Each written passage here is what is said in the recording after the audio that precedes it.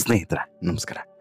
Big boss ಮನೆ ಆಟ ದಿನದಿಂದ ದಿನಕ್ಕೆ ಕುತೂಹಲವನ್ನು ಹೆಚ್ಚಿಸ್ತಿದೆ. 5ನೇ ವಾರ ಬೇರೆ ಬೇರೆ ರೀತಿಯಾದಂಥ ಟ್ವಿಸ್ಟು ಟರ್ನ್ಗಳಿಗೆ ಬಿಗ್ ಬಾಸ್ ಮನೆ ಸಾಕ್ಷಿಯಾಗ್ತಿದೆ. ಈಗ ನಿಧಾನವಾಗಿ ಬಿಗ್ ಬಾಸ್ ಮನೆ ಆಟದ ಕಾವು ಕೂಡ ಹೆಚ್ಚಾಗ್ತಿದೆ. ಈ ವಾರದಿಂದ ಈ ಸ್ಪರ್ಧಿಗಳಲ್ಲೂ ಕೂಡ ಆಟದ ಸೀರಿಯಸ್ನೆಸ್ ಕೂಡ ಹೆಚ್ಚಾಗಿದೆ. ಅದರಲ್ಲೂ ಕೂಡ ಒಟ್ಟಾಗಿ ಆಡ್ತಿದ್ದಂಥವ್ರು, ಗುಂಪಾಗಿ ಆಡ್ತಾ ಇದ್ದಂಥವ್ರು, ಟೀಮಾಗಿ ಆಡ್ತಾ ಇದ್ದಂಥವ್ರು ಈಗ ಇಂಡಿವಿಜುವಲ್ ಆಗಿ ಆಡೋದಕ್ಕೆ ಶುರು ಮಾಡಿದ್ದಾರೆ. ಕಾರಣ ಏನು ಅಂತ ಹೇಳಿದ್ರೆ, ಎಲ್ರಿಗೂ ಕೂಡ ಈಗ ಹೊರಗಡೆ ಹೋಗುವಂಥ ಭಯ ಶುರುವಾಗಿದೆ. ಅದಕ್ಕೆ ಪೂರಕವಾಗಿ ಈ ವಾರದ ನಾಮಿನೇಷನ್ ಕೂಡ ನಡೆದಿದೆ. ಕಳೆದ ವಾರ ಎಲಿಮಿನೇಷನ್ ಆಗಿರಲಿಲ್ಲ. ಹಾಗಂದ ಮಾತ್ರಕ್ಕೆ ಈ ವಾರ ಎಲಿಮಿನೇಷನ್ ಇರೋದಿಲ್ಲ ಅಂತಲ್ಲ. ಈ ವಾರ ಬಿಗ್ ಬಾಸ್ ಮನೆಯಿಂದ ಒಬ್ಬ ಸ್ಪರ್ಧಿ ಹೊರಗಡೆ ಹೋಗಲೇಬೇಕಾಗುತ್ತೆ. ಈ ವಾರ ಎಲಿಮಿನೇಷನ್ ಕಡ್ಡಾಯವಾಗಿ ನಡೆಯಲಿದೆ. ಹಾಗಾಗಿ ಈ ವಾರ ನಾಮಿನೇಟ್ ಆದಂಥವ್ರಿಗೆ ಎದೆಬಡಿತ ಹೆಚ್ಚಾಗಿದೆ. ಕಳೆದ ವಾರ ಹೇಗೋ ಸೇಫ್ ಆದರೆ ಈ ವಾರದ ಏನು ಕತೆ ಅನ್ನುವಂಥದ್ದು ಕೆಲವರ ಅಭಿಪ್ರಾಯ.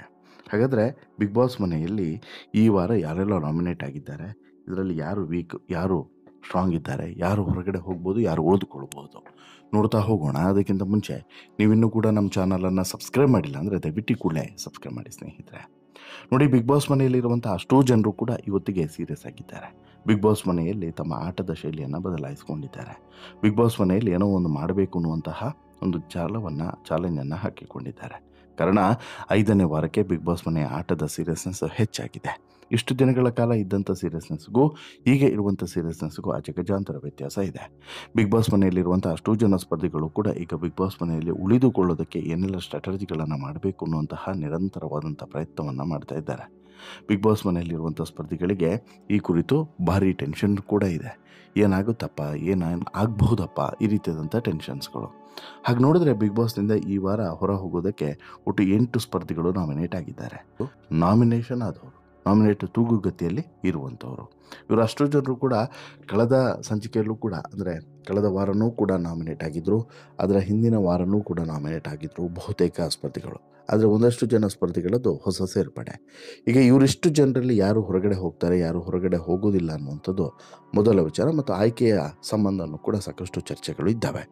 ಈಗ ಈ ನಾಮಿನೇಷನ್ ಪ್ರಕ್ರಿಯೆ ಈ ವಾರ ನಡೆದಿದ್ದು ತುಂಬ ಡಿಫರೆಂಟ್ ಆಗಿತ್ತು. ಹೇಗೆ ಅಂತೇಳಿ ಕೇಳಿದ್ರೆ, ಬಿಗ್ ಬಾಸ್ ಮನೆಯಲ್ಲಿ ಈಗಾಗಲೇ 2 ಟೀಮನ್ಗೆ ಬಿಗ್ ಬಾಸೇ ಡಿವೈಡ್ ಮಾಡಿದರು. ಒಂದಷ್ಟು ಜನ ಸ್ಪರ್ಧಿಗಳ ಒಂದೊಂದು ಟೀಮ್ ಆಗಿ 2 ಟೀಮ್ನನ್ನು ಬಿಗ್ ಬಾಸ್ ಮಾಡಿದರು. ಆ 2 ಟೀಮ್ನಿಂದ ಒಂದು ಟಾಸ್ಕ್, ಅಂದರೆ ಒಂದು ಬಿಗ್ ಬಾಸ್ ಕಾಲೇಜ್ ಅನ್ನೋ ರೀತಿಯಲ್ಲಿ ಕಾನ್ಸೆಪ್ಟನ್ನು ಕ್ರಿಯೇಟ್ ಮಾಡಿ 2 ಟೀಮ್ನಿಂದ ಒಬ್ಬೊಬ್ಬರು ಬಂದು ಎದುರು ಬದುರು ನಿಂತ್ಕೊಂಡು ವಾದ ಮತ್ತು ಪ್ರತಿವಾದವನ್ನು ಮಾಡಬೇಕು.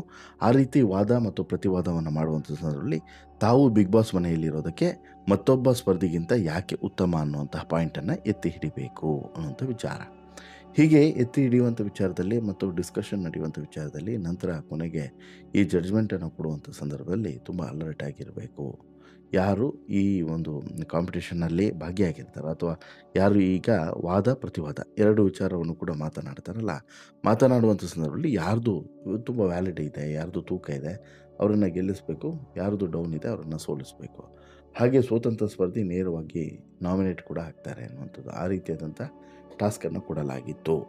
ಆ ಟಾಸ್ಕ್ನಲ್ಲಿ ಒಂದಂತೂ ಕ್ಲಿಯರಾಗಿ ಗೊತ್ತಾಗುತ್ತೆ, ಯಾರ್ಯಾರು ಅಷ್ಟು ನೀಟಾಗಿ ಪಾಯಿಂಟನ್ನು ಸಬ್ಮಿಟ್ ಮಾಡಲಿಲ್ಲ ಅಥವಾ ಕ್ಯಾಪ್ಟನ್ನು ರಘು ಅವರಿಗೆ ಕನ್ವಿನ್ಸನ್ನು ಮಾಡಲಿಲ್ವೋ ಅವರು ನಾಮಿನೇಟ್ ಆಗ್ತಾರೆ. ಅವ್ರು ಸೋಲ್ತಾರೆ. ಸೋತಂಥವ್ರು ನೇರವಾಗಿ ನಾಮಿನೇಟ್ ಆಗ್ತಾರೆ ಈ ವಾರಕ್ಕೆ. ಆ ರೀತಿ ನಾಮಿನೇಟ್ ಆದಂಥವರು 8 ಜನ ಸ್ಪರ್ಧಿಗಳು. ಈ 8 ಜನ ಸ್ಪರ್ಧಿಗಳು ಕೂಡ ಈಗ ನಾಮಿನೇಟ್ ಆಗಿರೋದು ಮಾತ್ರವಲ್ಲದೆ ಒಂದು ರೀತಿಯಲ್ಲಿ ಮುಂದೆ ಏನು ಅವರ ಆಟದ ದಿಕ್ಕು ಬದಲಾಗುತ್ತಾ ಅಥವಾ ಆಟದ ದಿಕ್ಕನ್ನು ಬದಲಾಯಿಸಿಕೊಳ್ಳದ್ರೆ ಅಪಾಯ ಇದೆಯಾ, ಈ ರೀತಿಯಾದಂಥ ಪ್ರಶ್ನೆಗಳು ಕೂಡ ಮೂಡಿದೆ. ಸಹಜವಾಗಿ ಒಂದೇನಾಗುತ್ತೆ, ಈ ತುಂಬ ರಿಸ್ಕ್ ಇರುವಂತಹ ಪ್ಲೇಯರ್ಸ್ ಅಥವಾ ತುಂಬ ಸ್ಟ್ರಾಂಗ್ ಇರುವಂಥ ಪ್ಲೇಯರ್ಸ್ ಬಗ್ಗೆ ಯಾರು ಕೂಡ ಯಾವ ಸುದ್ದಿಗೂ ಕೂಡ ಹೋಗೋದಿಲ್ಲ. ಬಟ್ ಯಾರು ತುಂಬ ವೀಕ್ ಇರ್ತಾರೋ ಅವರ ಸುದ್ದಿಗೆ ಹೆಚ್ಚು ಜನ ಹೋಗ್ತಾರೆ. ಹಾಗೆ ಇಲ್ಲೂ ಕೂಡ ಆಗುತ್ತೇನೋ ಅನ್ನುವಂತಹ ಆತಂಕ ಕೆಲವರಿಗಿತ್ತು. ಅದೇ ರೀತಿ ಆಯಿತು ಕೂಡ. ಇಲ್ಲಿ ಬಿಗ್ ಬಾಸ್ ಮನೆಯಲ್ಲಿರುವಂತಹ ಸ್ಪರ್ಧಿಗಳು ಈಗ ಹೊರಗಡೆ ಹೋಗುವಂತಹ ಆತಂಕ ಯಾಕೆ ಹೊಂದಿದ್ದಾರೆ ಅಂತ ಹೇಳಿದ್ರೆ ಅಂಥದ್ದೊಂದು ಭಯ ಇದೆ. ಆಮೇಲೆ ನಾಮಿನೇಟ್ ಆದಂಥವರು ಎಲ್ಲ ಸ್ಟ್ರಾಂಗ್ ಸ್ಪರ್ಧಿಗಳೇ. ಈಗ ನೋಡಿ, ರಾಶಿಕಾ ಶೆಟ್ಟಿ ಆಕೆಯು ಕೂಡ ಸ್ಟ್ರಾಂಗ್ ಇದ್ದಾರೆ. ಅದನ್ನು ಹೊರತುಪಡಿಸಿದರೆ ವೈಲ್ಡ್ ಕಾರ್ಡ್ ಮೂಲಕ ಬಂದಂತಹ ರಿಷಾ ಗೌಡ ಬಿಗ್ ಬಾಸ್ ಮನೆಯಲ್ಲಿ ತುಂಬ ಆ್ಯಕ್ಟಿವ್ ಆಗಿದ್ದಾರೆ. ಬಟ್ ಕೆಲವೊಂದು ವಿಚಾರದಲ್ಲಿ ತುಂಬ ಕಾಂಟ್ರವರ್ಸಿಯನ್ನು ಮೈ ಮೇಲೆ ಹೇಳ್ಕೊಂಡಿದ್ದಾರೆ. ಅದನ್ನು ಹೊರತುಪಡಿಸಿದ್ರೆ ಅಶ್ವಿನಿ ಗೌಡ ಮತ್ತು ಜಾಹ್ನವಿ ನಡುವಿನ ಟಾಕ್ ಫೈಟ್ ಇದೆಯಲ್ಲ, ಇದು ತಾರಕಕ್ಕೆ ಹೋಗಿದೆ. ಇಬ್ಬರ ಸ್ನೇಹ ಕಟ್ಟಾಗಿದೆ. ಆದರೆ ಅಶ್ವಿನಿ ಗೌಡ ನಾಮಿನೇಟ್ ಆಗಿರುವಂಥದ್ದು ಅವರನ್ನು ಉಳಿಸ್ತಾರಾ ಅಥವಾ ಮನೆಗೆ ಕಳಿಸ್ತಾರಾ ಅನ್ನುವಂಥ ಪ್ರಶ್ನೆ ಮೂಡುವಂತೆ ಮಾಡಿದೆ. ಉಳಿಸಿದ್ರೆ ಬಹುಶಃ ಅದನ್ನು ಸರಿಯೂ ಕೂಡ ಮಾಡ್ಕೊಂಡು ಬರಬಹುದು. ಎಲ್ಲ ತಮ್ಮ ಏನೇನು ತಪ್ಪುಗಳಿದ್ದಾವಲ್ಲ ಆ ಎಲ್ಲ ತಪ್ಪುಗಳನ್ನು ಕೂಡ ಸರಿ ಮಾಡ್ಕೊಂಡು ಬರಬಹುದೇನೋ ಅನ್ನೋದು ಒಂದು ಅಭಿಪ್ರಾಯ. ಇದು ಹೊರತುಪಡಿಸಿದರೆ ಧ್ರುವಂತು ನಾನು ಮುಖವಾಡನ್ನು ಹಾಕಿಕೊಂಡಿಲ್ಲ, ಬೇರೆಯವರ ಮುಖವಾಡವನ್ನು ಕಳಿಸ್ತೀನಿ ಅಂತೇಳಿ ಹೇಳ್ತಾ ಬರ್ತಿರುವಂಥ ಧ್ರುವಂತು ಮತ್ತೆ ನಾಮಿನೇಟ್ ಆಗಿದ್ದರೆ ಧನುಷ್ ಗೌಡ ಕೂಡ ನಾಮಿನೇಟ್ ಆಗಿದ್ದಾರೆ. ಇನ್ನು ವಿಶೇಷ ಅಂತ ಹೇಳಿದ್ರೆ ಗಿಲ್ಲಿ ನಟನೂ ಕೂಡ ಮತ್ತೆ ನಾಮಿನೇಟ್ ಆಗಿರುವಂಥದ್ದು. ಗಿಲ್ಲಿ ನಟ ತಮಾಷೆಯನ್ನು ಮಾಡಿಕೊಂಡು ಯಾರ್ಯಾರನ್ನ ಎಲ್ಲೆಲ್ಲಿ ಯಾವ್ಯಾವ ರೀತಿ ಕಾಲೆಳಿಬೇಕು ಆ ರೀತಿ ಕಾಲೆಳ್ಕೊಂಡು ಹೋಗ್ತಿರುವಂಥ ನಟ.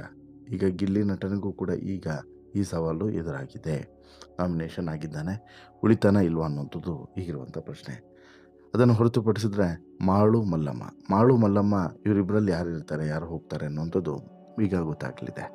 ಇನ್ನು ಮನೆಯಿಂದ ಹೊರಗಡೆ ಹೋಗೋದಕ್ಕೆ ಇಷ್ಟು ಜನ ನಾಮಿನೇಟ್ ಆಗಿದ್ದಾರೆ. ಇದರಲ್ಲಿ ಯಾರಾದರೂ ಒಬ್ಬರು ಔಟ್ ಆಗಲೇಬೇಕು. ಇನ್ನು ಕಾವ್ಯಶೈವ, ಚಂದ್ರಪ್ರಭಾ, ರಘು, ಜಾಹ್ನವಿ, ರಕ್ಷಿತಾ ಶೆಟ್ಟಿ, ಸ್ಪಂದನ, ಸೂರಜ್, ಅಭಿಷೇಕ್ ಇವರು ಕೂಡ ಈ ವಾರ ನಾಮಿನೇಷನ್ನ ತೂಗುದ ಕತ್ತಿಯಿಂದ ಪಾರಾಗಿದ್ದಾರೆ.